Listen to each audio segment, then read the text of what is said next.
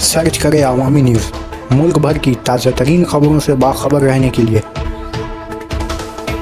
Subscribe करें हमारे channel को और बेल आइकन ज़रूर दबाएं।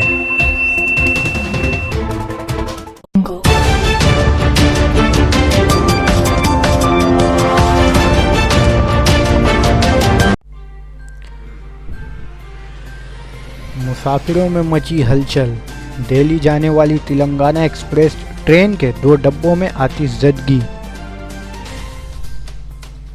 हैदराबाद दिल्ली जाने वाली तेलंगाना एक्सप्रेस ट्रेन के 2 डिब्बों में आग लग गई है, जिससे मुसाफिर खौफजदा हो गए हैं। ये वाक़या हरियाणा के फरीदाबाद ज़िला के बल्लभगढ़ में पेश आया।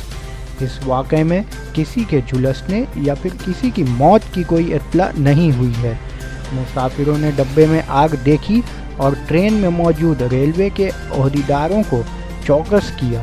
रेलवे के ओहदेदारों ने बल्लभगढ़ में इस ट्रेन को रुकवा दिया। हालांकि ट्रेन के दीगर डब्बों को इससे अलहदा कर दिया गया, ताहम आग कोच तक फैल गई। शोले देखकर मुसाफिर ट्रेन से नीचे उतर गए और पटरियों पर आ गए।